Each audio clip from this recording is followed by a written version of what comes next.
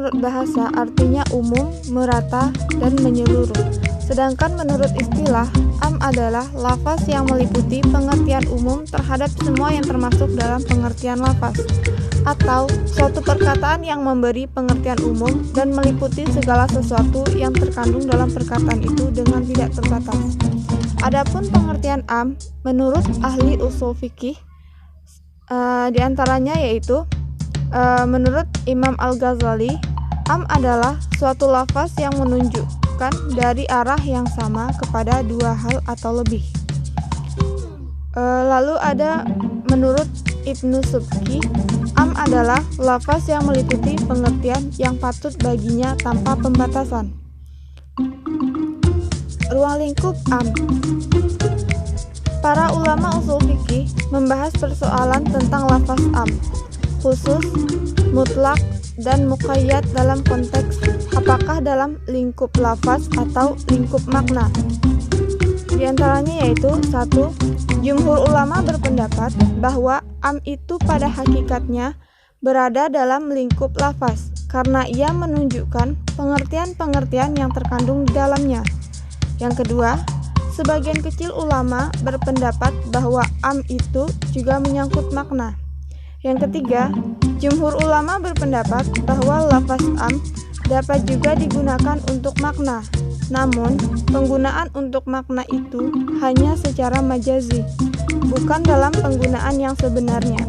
Sebab, kalau ia hakikatnya untuk makna, tentu akan berlaku untuk setiap makna. Yang keempat, Qadhi Abdul Wahab berpendapat bahwa tidak ada yang dapat dikaitkan kepada am kecuali hanya lafaz. Yang kelima, As-Sarkasi atau dari kalangan ulama Hanafi berpendapat bahwa am tidak dapat digunakan pada makna kecuali bila penggunaannya hanya secara majazi. Karenanya perlu penjelasan untuk itu. Dan yang terakhir, segolongan ulama Irak berpendapat bahwa am itu dapat digunakan untuk perbuatan.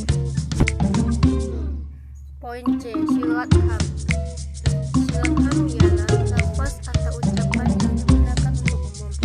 Para ulama berbeda pendapat dalam hal apakah ada lafaz tertentu yang digunakan untuk menunjukkan bahwa lafaz itu adalah ham.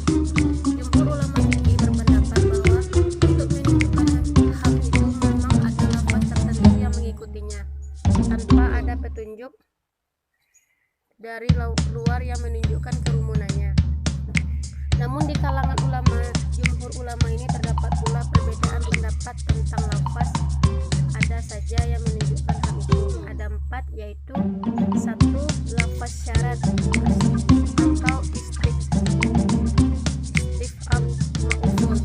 Yang kedua, lafaz jamak atau kata ganda yang menggunakan alif lam yang menunjukkan jins. Selanjutnya yaitu poin D, lafaz-lafaz yang berarti ham. 1. Lafaz jamak adalah bentuk nakirah. Yang kedua, jawaban atas suatu pertanyaan. Yang ketiga, al-muta'adda. Yang keempat, amal atau perubahan nabi yang dinakirkan. Yang kelima, ifayatul hal.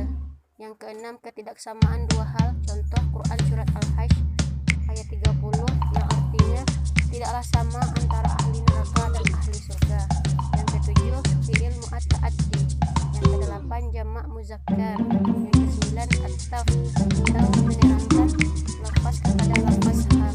Yang kesepuluh, kitab atau titah hukum yang ditunjukkan kepada Nabi. Contoh Quran surat Al-Falaq ayat 1 yang artinya, hai, apabila kamu menceraikan istri-istrimu, maka ceraikanlah dalam masa iddahnya.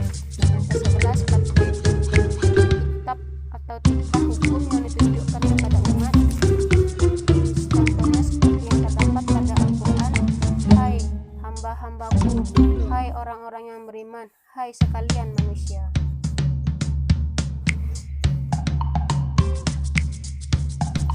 Dilalah lafaz am. Di kalangan ulama usul fikih tidak terdapat perbedaan pendapat mengenai lafaz umum yang ditentukan secara lughawi bahwa di dalamnya tercakup semua makna, dan juga tidak terdapat perbedaan bahwa bila datang suatu nas syara' dalam bentuk lafaz umum, maka itu menunjukkan berlakunya hukum dalam lafaz nas hukum itu terhadap semua satuan pengertian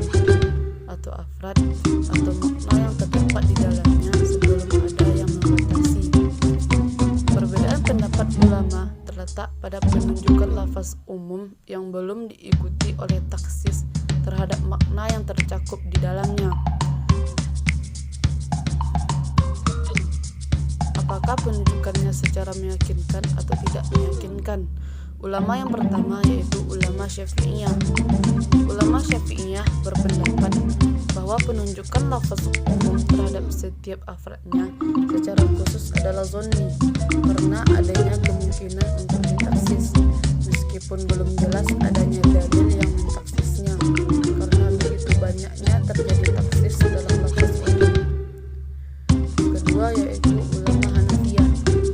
Ulama Hanafiyah berpendapat bahwa lafaz umum menunjukkan berlakunya hukum dalam semua afradnya secara meyakinkan, sebagaimana lafaz khusus yang menunjukkan hukum secara qat'i pada apa yang ditujunya. Selanjutnya yaitu macam-macam lafaz am. Lafaz am terdapat 3 macam. Yang pertama yaitu am yang dimaksudnya adalah lafaz yang dari segi lafaznya adalah am, sedangkan yang dimaksud dengan am itu memang adalah keumumannya. Secara definitif dapat dirumuskan, lafaz am yang disertai qarinah yang menolak kemungkinan untuk ditaksis. Contohnya yaitu Quran surah Al-Imran ayat 185. A'udzubillahi minasyaitonirrajim. Bismillahirrahmanirrahim. Kullu nafsin dha'iqatul maut, yang artinya setiap diri akan merasakan kematian. Lafaz am dalam bentuk ini penunjukannya terhadap umum adalah qat'i. Yang kedua yaitu lafaz am yang maksudnya adalah khusus, adalah lafaz yang dari segi lafaznya adalah am, namun dari segi makna yang terkandung di dalamnya adalah khusus. Secara definitif rumusannya adalah lafaz am yang disertai qarinah yang meniadakan keumumannya. Contohnya Quran surah Al-Imran ayat 97. A'udzubillahi minasyaitonirrajim. Bismillahirrahmanirrahim.